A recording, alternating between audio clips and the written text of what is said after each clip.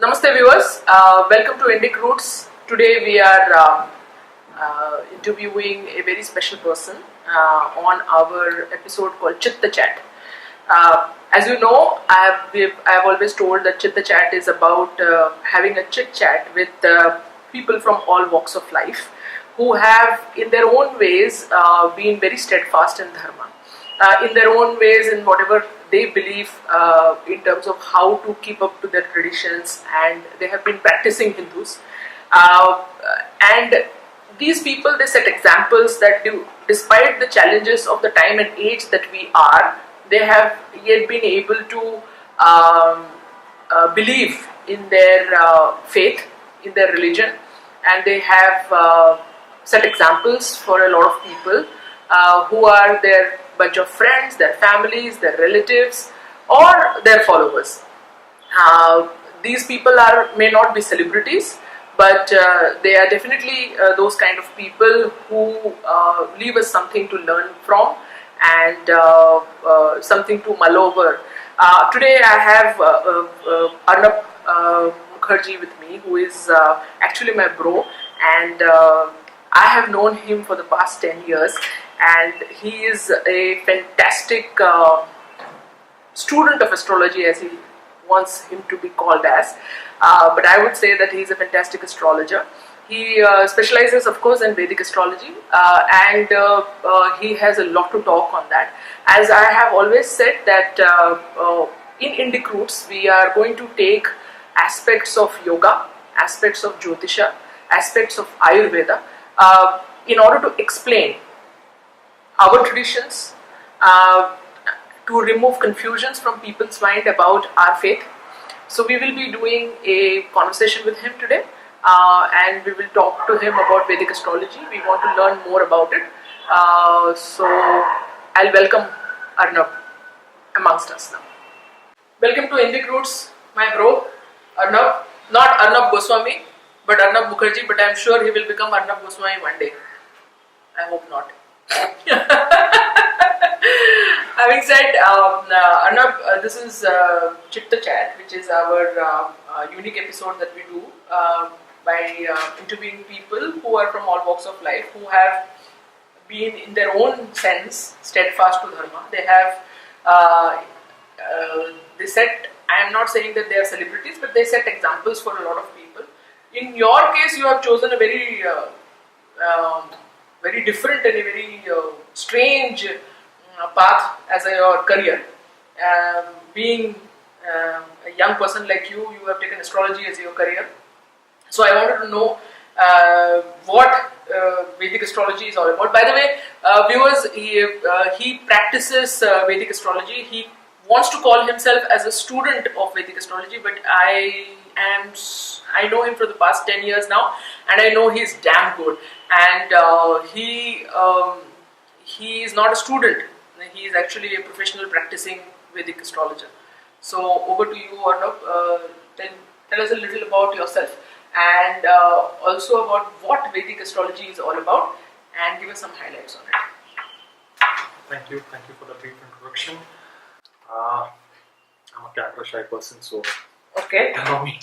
Okay. So, yeah, but you will look at the cameras whenever you want. Sure. Okay. About myself, I will only say that I have been very fortunate to learn under some very, very talented people of this field.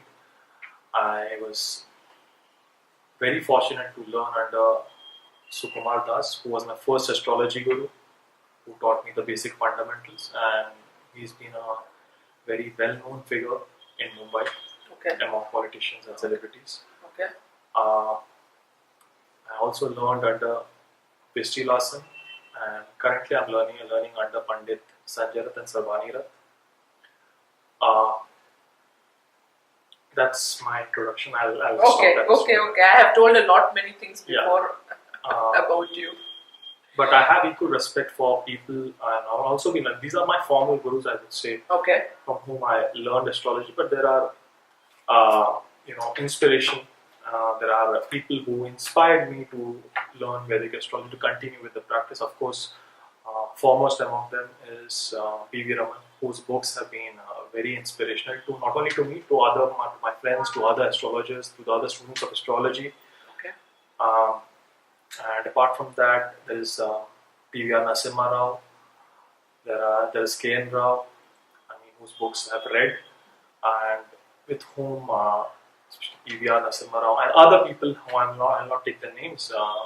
But there have been many people who have inspired me, who have who have been instrumental in keeping my interest alive for this Vedic astrology. Now,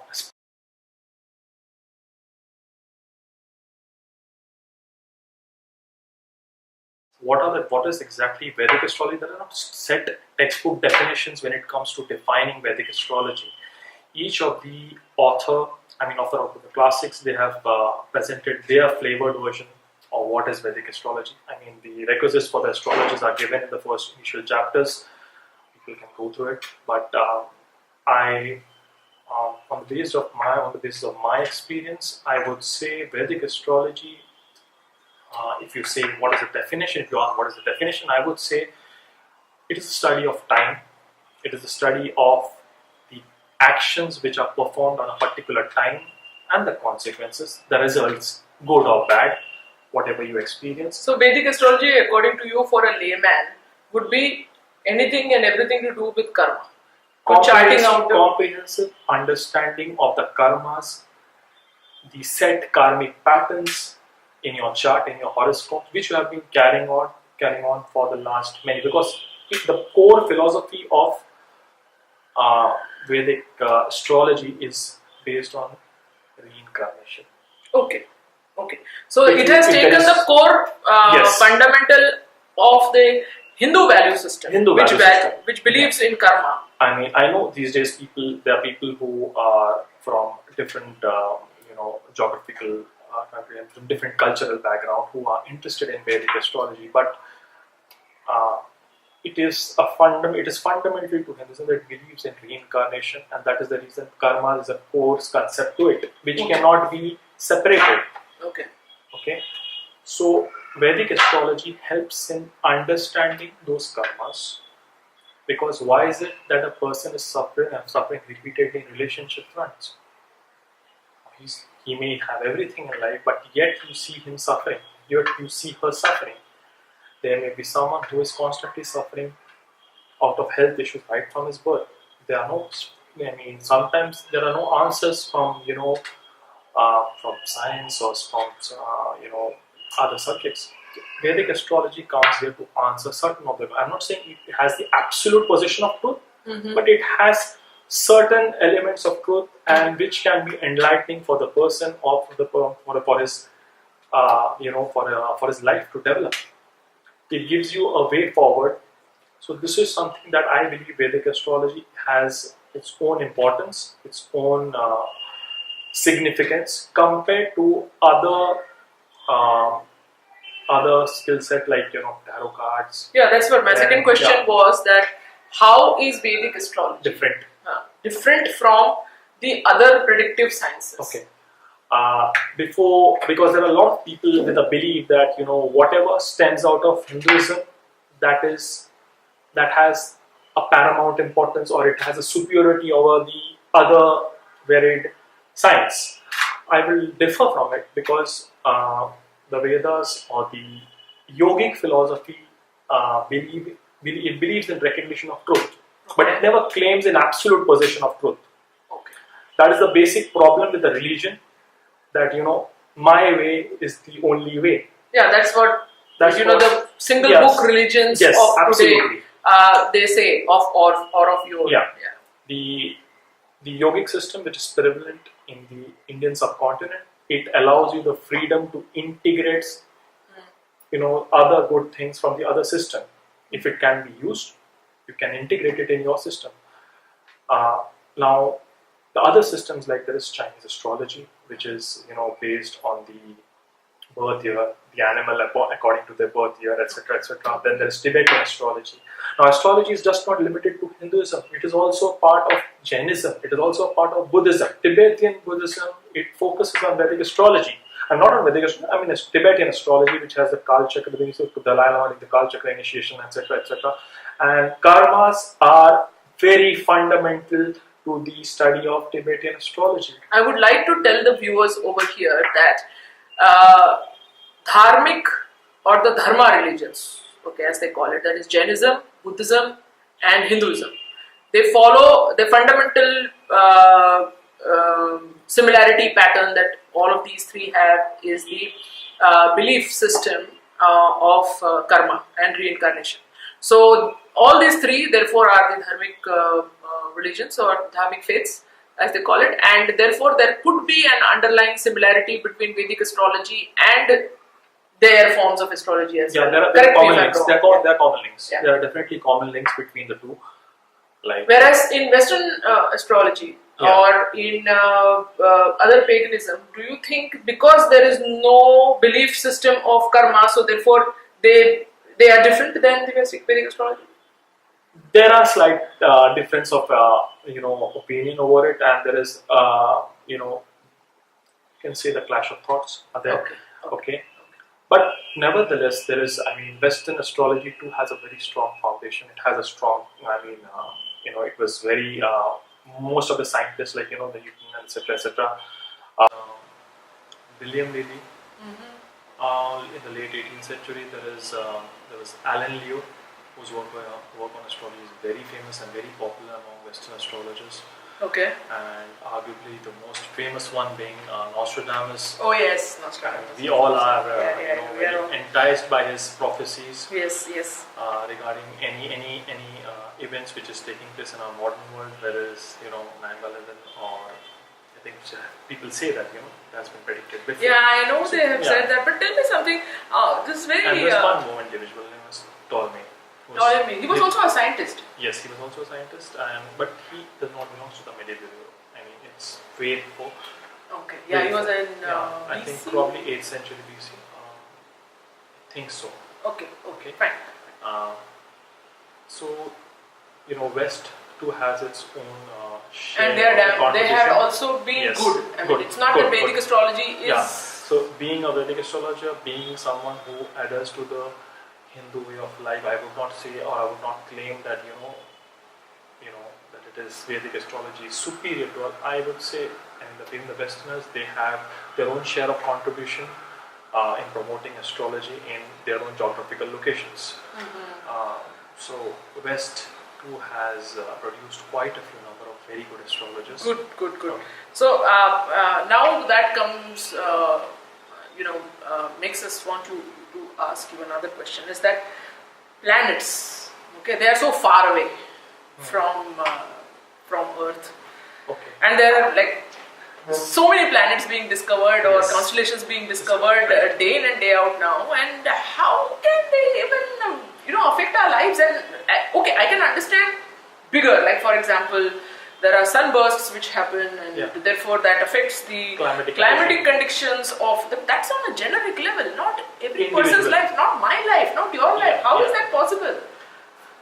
It's a very, I would say, controversial questions because for last, for many years, people who are practitioners of Vedic astrology, they have been trying to prove that because of some certain rays which are emitted by planets, it has an impact. But scientifically, I don't think it can be proved. It does not hold true. So what? You will. The rationale which is being expressed to to justify that planets are impacting us will not hold strong grounds against such an argument. Right. Okay. But if you see, because this Vedic astrology, it also has many things which is based on faith and belief system. Okay. For example, the Hindu system or the Vedic system, they believe you should do good karmas, but your karmas are being, there's a record which is being kept by Chitragupta, and it is the Yama who is going to decide, where your after that, how your life will be. Okay. So likewise, there are 9 planets, Navagrahas. The grahas. Okay. And each of the grahas, they have impact on certain aspect of your life, okay, certain aspect of your life, okay. When you say like, that is where the karaka system comes into play. I mean, I'm going into little bit of detailing into Vedic astrology concepts, okay. For example, it is quite popular that Venus, which represents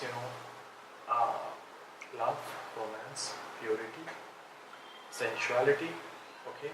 Now it has a say in these matters. It has an impact. Now, if you are trying to find out scientific reason or mathematical reasons to justify how a planet which is residing in the solar system is having impact, I would say we are yet to reach a conclusive understanding, okay. But if you see the planets as an entities, as divine beings, they do have their say in our life, in impacting us, and in deliverance of the results of the karmas which we are going to face in this life. Okay, this is what maybe this is the fault of my understanding, but this is what I believe, because I am not ready to believe, or not ready to blindly believe, I would say, that certain rays are being emitted from planets that light years away from us. Absolutely. So I'm not ready to buy. So you are saying that there are two more theories. Okay. One is like whatever which is visible in the solar system, the cross thing, and other one is like the planets have the subtle spiritual vibrations. Now this is where the difference of opinion creeps in. It percolates in, because there is no scientific apparatus or scientific mechanism by which you can measure these things. So it is more or less working on the belief system. But we have the guidelines given by rishis to decipher the mysteries, how the karmas are going to manifest, how it is going to impact your life, how it is going to induce you to do so and so things. Okay. So based on this, I can say that it is. I mean, the proof of experience, is you can study the astrology, you can experience it, whether it's working, not working. But if you are on a path to prove it on the scientific basis, I would suggest, it is my belief that you may meet a dead end. No, that way though you cannot, have any kind of scientific calibration with karma and reincarnation. Absolutely. As well. So these are belief systems, Belief but systems. they may have been. These are belief systems which have been measurable in yogic manner. Having said, graha is, I think, the name for planets that we are talking about. Planets, as an English term, is not what graha in the Sanskrit term would be. Right.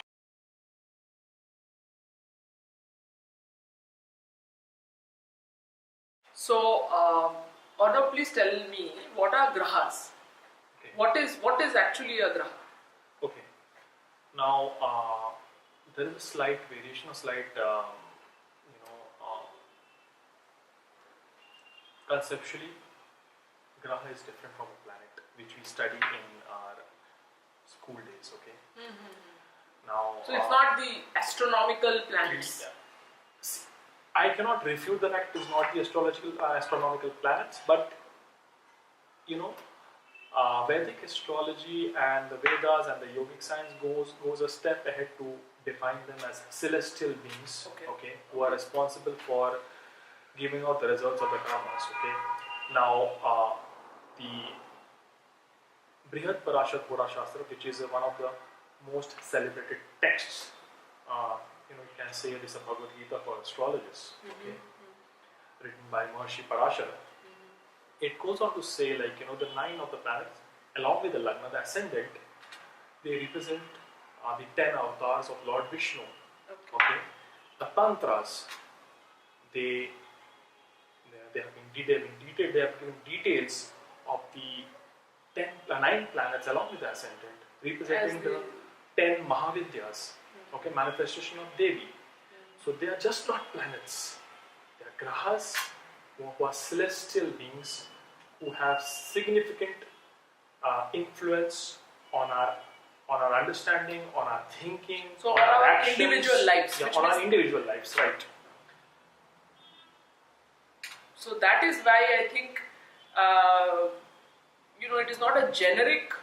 Yes, it is not, like in planets, that it would then definitely have a generic impact. Here, why they are having a role to play in each person's life or any individual's life is primarily because they are entities, energy entities, who can impact a person's life or an individual's life. So that's where I think where we probably conclude, yes, this is a theory which has not been scientifically proven anyway, but I am sure if we delve it further, we will have an yogic explanation to all of this. Yoga, Jyotisha are all mind sciences and very old and ancient sciences. These were sciences which were very, very advanced and very ancient. We have to unveil layer and layer after layer in order to understand these things. Okay, so that's fine. I mean, we can delve on it whenever we have more, more knowledge about it.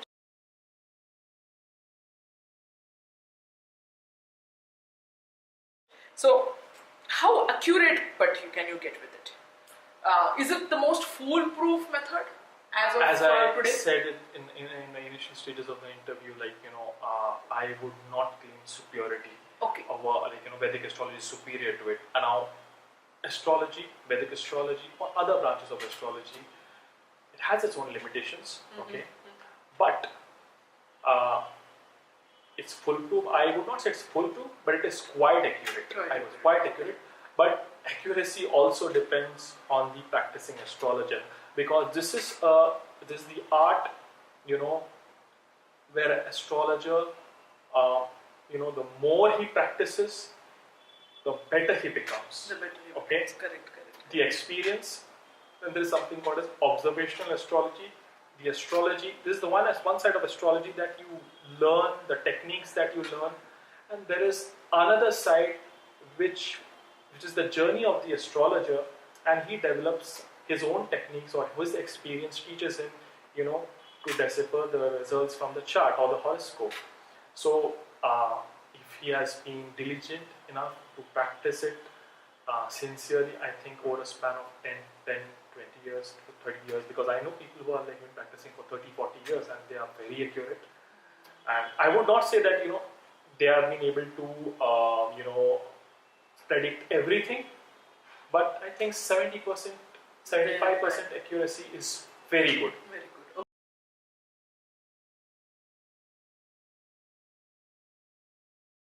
Okay. So tell me something, is that has Vedic astrology, has it evolved over time? Are there any modern concepts? Yes. The foundation may be the traditional astrology. How old is Vedic astrology? First, let us answer that question. How old is Vedic astrology? The 18 seers who have been mentioned in the astrological text starts from Brahma. Oh my God. So, it has come, you can say, it has come from the gods, because Brahma and Prajapati. So that's pretty ancient. They're pretty ancient, okay. And if you go into the mythologies, Ravana was a great astrologer. I love that. Okay. There is among the Pandavas, Sahadev was a great astrologer. Sahadev? Yes, Sahadev was a great astrologer. And Narada was also a great astrologer. But who are when did Vedic astrology become an institution? And who are the founders of this institution? You can say you can date them back to Rishi Paramparas, because each of the Rishis have given their own branch of Vedic astrology. Parashara, because the most popular system is the Parashari system. Okay, but there is also Bhigu system, which is the Bhargava Parampara.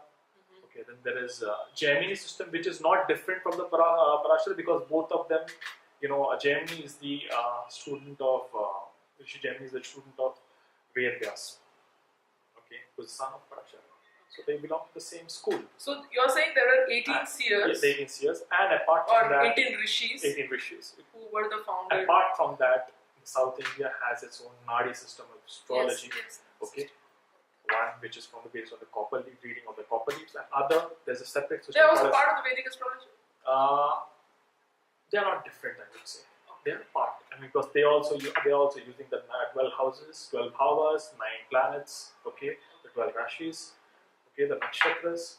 So they are taking that into account. So I would say they are part of the Vedic astrology. And how has Vedic astrology Modernized. evolved over Yes. time? Over the time, like new in today's age profession, it is so diversified. Mm-hmm. Whatever the sages had mentioned, if you see, I mean, let's get into something like someone who is an engineer. An engineer has engineering. There are so many other things like subjects like you can go into mechanical streams of engineering. Correct. Mechanical engineering. There is electronic and telecommunication. There is instrumentation. Right. There is computer engineering. Okay, so over the years, it has been the hard work of many astrologers of the previous generation to branch out these details. Okay, so astrology in itself has gone through a process of evolution where things have become more specific, going into the specifics of the thing. Like for example, human resource. I mean, the department of it has basically a generalist profile. It has a profile of grievances and employee relation. There is admin.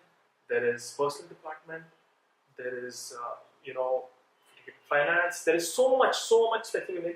The fields have got diversified. So it's a challenge for an astrologer to know what is happening in the industry and to pinpoint it. It's a difficult thing. I would not say that there are people who do it, and there is also a scope of research. And there are systems like which are the offshoot of Vedic astrology. I would say the KP astrology. There is a Kuller astrology. There is these are all offshoots of Vedic astrology. And you would call them as modern concepts which have been integrated? See, for KP there's still a concept because people say that it has its roots in Meena Nadi, okay, and etc. But they are using the 9 planets, they are using the 12 rashis. Of course, there is a so the basics remain. Basics remain. The fundamentals are very common, and it's it's people say it's quite accurate. And my experience with them, it has been that they're quite accurate. So if astrology is such an accurate predictive science, why do people flit from one astrologer to the other? Why do people flit from one astrologer to the other? I would not blame the astrologer. No? No, I would not blame the astrologer. You would blame the people? I would blame the people. I'm kidding, okay? Okay. Both have their own share of, blame to be shouldered. Okay. First of all, there are a set of people who go to astrologer not to listen him out or not to hear him out. They go to the astrologer so that they can hear or they can, so the astrologer voices his or her whims and fancies. Okay, so they want to hear what they want to hear. Yes, if that is not satisfied, they will go to some other astrologer. And this way it goes on, because, and then there are astrologers who are quite negative or pessimistic in their approach. There are, and fear-mongering people. I mean, so that people can come more often to them.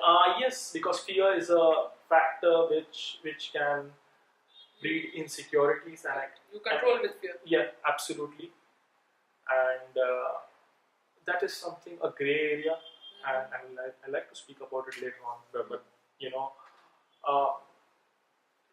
it's a market of consumerism these days. Okay, so that's why you're saying that people do flit from one astrologer yes. to another. So is it that because the astrologers don't get it correct in the one sense, or people because they want to hear what they want to hear, they flit from one? I believe if you have an accuracy rate of 50%, I think you can influence people. You can change. You can influence the person to stick around. Okay. The problem is when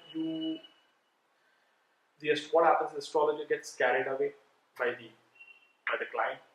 When you see that person is financially pretty sound and he can be a long-term client, so there are chances that you want to, whatever he asks, you kind of give an affirmation to it, and you kind of say so and so things going to happen, of course, and then it does not.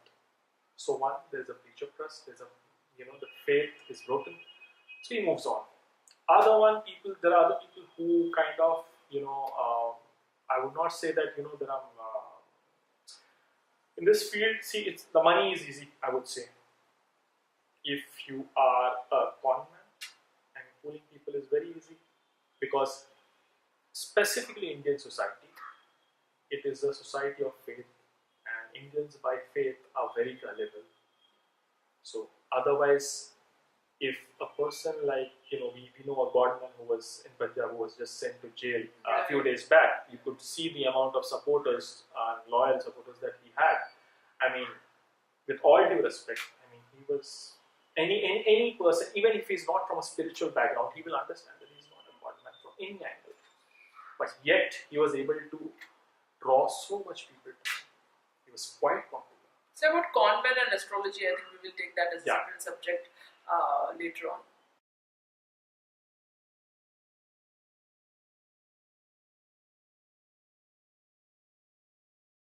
But tell me something, if everything is predestined, then what is the need for remedial measures? Because you're talking, whatever I've gathered from our conversation over here is that this Vedic astrology is about karma and the karma phalas. So then, if all this is predestined, then why do we need remedial measures? Or will the remedial measures help in the first place? Okay. Is the remedial measures, are the remedial measures sanctioned by the rishis? Yes, they are. Okay. They are sanctioned by the rishis. Okay. For example, in Brihad Parashara Maharshi Parashara suggests if you have a Mars problem or affliction. Mars means Mangal. Mangal. So people say Manglik. Manglik. Okay. So he suggests to get a Mangal Hovam done. And there are various mantras for them, like one of them is Dharani, Samyutam, Vidyutam, Samama, etc. Those mantras are given. Okay. But that means the Rishi, who is a mantra drishta. Parashara is the author of Vishnu Purana. He is not an ordinary Rishi. He is, you can say, foremost among the Rishis. And he is suggesting that you do your, you can perform remedial measures. If you read Kathamrita, yes, where Ramakrishna Paramahansa is giving a wonderful, example. His explanation about because when you speak of remedial measures, you say that everything is fixed, or there is a clash between the divine. What is the degree of free will that you can exercise? Right. He gives an example like a cow or calf has a rope around his neck and is tied to a banyan tree. The flexibility, that's the length of the rope, the flexibility will allow you. That is basically your free will. But beyond the point, because the rope is tied to its neck, if it tries to, forcibly, go a little at a distance, it will choke. That is the divine will. But the Gita, Bhagavad Gita, Krishna says, you better work, you better do your karmas. The fruits are in the hands of God Almighty. So, going with the same philosophy, Vedic astrology or the Vedas or the yogic science or discipline is not telling you to give up doing your karmas. Remedial measures are also part of the karmas. For example, there are many people with a flawed spiritual mentality saying that I would love to experience my karmas and remedial measures is an escape. Okay. But the same people, I would call them a hypocrite. When they are having a headache, they will take a Saradon. Why? Yeah, that's the long when road. when there is an illness or when there is a disease, they will go to the doctors. Yes. Why? Yes. Yeah, because that's also supposed to be karmas only. Then if you are so... If you are, you have a standard approach to all walks of your life. Correct. Why is it only to remedial measures? Okay, and remedial measures have been prescribed in our scriptures in the form of yagyas. Foremost is yagyas, homas, agni. Okay, gemstones also. Then there are mantras. Then there are kavach, which is coming from the part of the tantras. Okay. So it goes hand in hand. Okay, if a person, see, now I'll say a person who is not aware of all these things, who is an astrologer, but he is not. What is he supposed to do? So easiest way is to completely debunk or completely discard this theory that everything is fixed. I do not feel everything is fixed. Future is dynamic. It is based on the decisions that you take right now.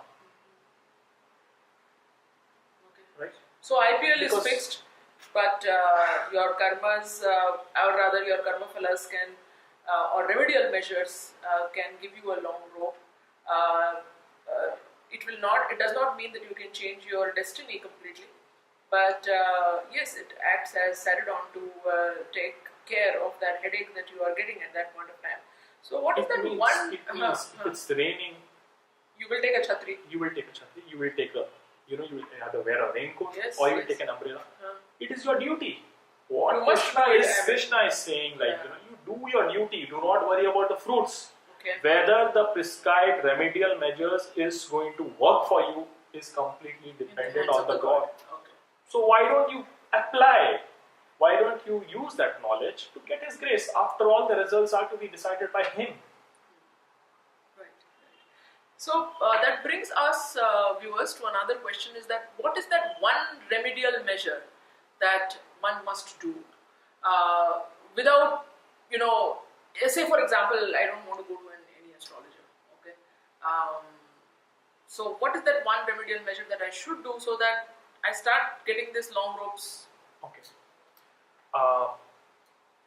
When it comes to, maybe it's not a remedial measure, but it's a standard way of life, a standard way of worship, which has been taught by Jagadguru Sri Adi Shankaracharya, the worship of the 5 primordial deities, that is Panchadevata worship, Ganesha, Surya, Vishnu, Shiva and Devi. Okay, if you do this, everything, it may not give you immediate result, but over a long period of time, it will definitely take care of all the problems in your life. That is the reason people say, like, if you do not know anything, do Vishnu Sahasranama. So that is why I think our entire system also has either these gods as the main devatas that we worship, or the versions of these gods, which we worship, right now in Kali Yuga. So which means the rishis and the seers have assigned this primordial 5 devatas for us. If these 5 devatas are propitiated properly, and I think the entire Kali Yuga, the system is like that these are the 5 people, 5 entities who are, or the versions of these 5 entities who are being worshipped. So if we propitiate them, we do proper sadhana of these 5 primordial devatas, then to a large extent the impacts of your karma or planetary afflictions will be taken care of. So without going to an astrologer, if you want to know what is that one remedial measure that one should do in order to have a life where you may not be that affected by the impacts. See, because the destinies will still remain, but the impact, how you take it of these destinies or these karma phalas, is what will make you as a matured person or not. And in that case, these 5 primordial devatas will come to your aid. The Panchadevata puja or Panchadevata worship will ensure that you develop an immunity, or you develop an inner strength to deal with such planetary afflictions or whatever the problems you're facing in life. So fine. So that's what you need to do.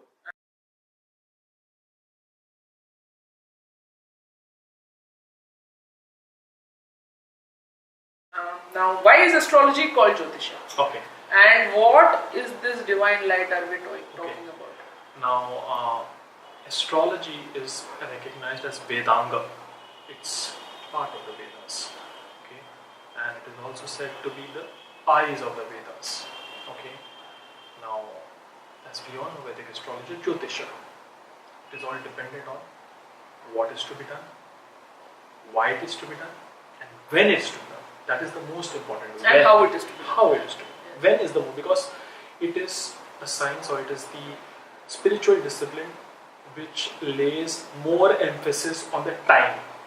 Okay, whether you are, whether you are doing any Vedic ritual, or whether you are doing any tantric ritual, time is of paramount importance. Correct. So Vedic astrology, or Jyotish, Vidya, helps you to decide that time, the right time, when you can get your maximum results. So likewise, the same knowledge is used in spiritual practices. It will pave way for your spiritual growth. So that the primordial, I would say, the chief or the most important aim of the Vedic astrology, Jyotish, is to enlighten you with the light of God, with the wisdom, so that you are on your way to spiritual progress. That is the fundamental aim of Vedic astrology and other spiritual disciplines as well. Okay, so then the next question that I would like to ask you is, since it is a unit of the Vedas, how does it become a spiritual pursuit? I mean, today, if you look at astrology, Vedic astrology or Jyotish Vidya, it is primarily taken in, as a profession, and lots of people are, earning money with it. So how does it, say for example, I want to take up Jyotish as a spiritual person. How do I take that as a spiritual person, and what is that aspect of Jyotish which will make me connect with divinity? Okay. There's an old saying like, you do good to others, you are entitled to receive good in nature, because from the nature. Okay. That's as you sow, so shall you reap. Absolutely. Okay. As a Jyotish, or as a practitioner of the Vedic astrology, when people come to you, your fundamental, you're not a spiritual guru. Let's accept the fact. You're not a Diksha guru. Okay, some of the Vedic astrologers may become Siksha gurus. Someone who are spiritually pretty advanced. Okay. What you can do is you can inculcate in them the habit of someone who is doing nothing, absolutely nothing. To that person, if you make him understand, make him believe, or make him practice a particular small, so there may be like Hanuman Chalisa. Okay. Someone who is doing nothing, and maybe that Hanuman Chalisa will become some triggering point for spirituality. The trigger. So what you are doing as an astrologer, or as a Vedic astrologer, or as a Jyotishi, you are just giving a helping hand, or a push, or a start, which maybe he or she has been needing for maybe, So, in that way, when you are ensuring that person who may be a Nastic, who may be indifferent to religion and spirituality, ignorant completely, neck deep in avidya, ignorance, you are somehow making him, develop a spiritual attitude. Is it not a good karma? It's a very good karma, of course. In fact, where I have learned my pranic healing from Master Chua, used to tell that the best karma is to put another person into the path of spirituality. So because you are instrumental in connecting that person to divinity, you become an easy vessel of divinity. Okay. I mean, you also progress because of the good deeds that you are doing, because you are helping a person to become more spiritual. With the knowledge that you are not a spiritual guru. Yeah, understood. Okay. But how do I use Jyotish Vidya for my own spiritual advancement? Okay. Spiritual advancement. Say, for example, I don't want to use it with anybody else. Okay. I don't want to use that Vidya for anything else, but only for my spiritual advancement. How do I do that? Okay. Now, there is a system in South India, which system astrology, which belongs to the Siddhar tradition. Okay. It is a Siddhar tradition called as Panchapakshi system. Okay. Now, it is based on the 5 elemental birds. Okay, and there is, I mean, the system is such that there is the walking time. There is what you call the time when the bird is ruling. Okay, there is something that was advised to me by a South Indian person, Brahmin, who had seen my horoscope and accordingly had advised me to start my mantra practices on the time of the ruling bird to get maximum spiritual results. And of course, it was done for a materialistic purpose and not for a spiritual purpose. But I have been experimenting with it, and to my investment, it is quite satisfactory. So, Jyotisha or likewise subjects can be integrated or can be used to get maximum spiritual benefits. I'm coming to it like, there is something called as Agnivas, where you calculate, based on the day, the tithi, and you perform homa. During that time. Why it has been given? There is something called a Shivavas, where you calculate where Shiva is residing. I mean, you cannot do a Mahamrityunjaya Anushtan when Shiva is residing in Samshan. Okay? So there are results which are given. If you do the so and so on so and so tithis, it is Abhishta Siddhi. When he is with Gauri, it is good. So all those things are given. Why is it given? It is to be used. So according to you, Jyotish gives you or this particular skill learning gives you an entire array of knowledge which you can use for your mundane life and as well as for your spiritual practices. Okay.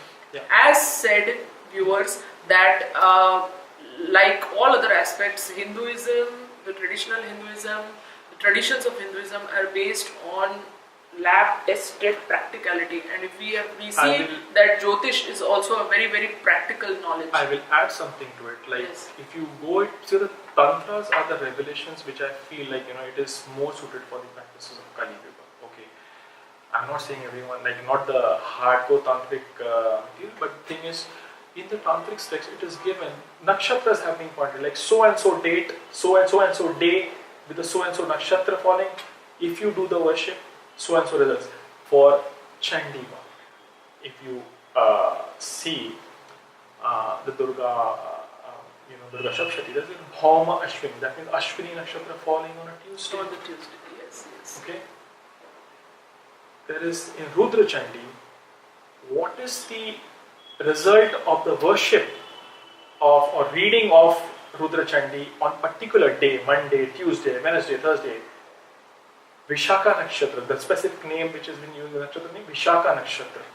What does that mean? If you do the worship on that particular nakshatra, on that particular day, on that particular tithi, you will get so and so results. Okay. The proof of the pudding is by doing it or yes. eating it. Yeah. So, since it has been laid down, and this is not something which is being invented by me or you, it has been given by rishis. Yes.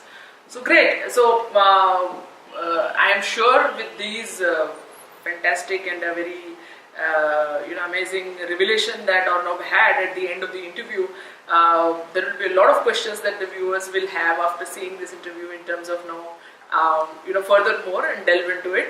I will leave it at that. Thank you very much for attending this, and I will have 2 more capsules with you, which will be on a career aspect, why Jyotisha is a good career aspect, and why did you choose Jyotisha as a career aspect.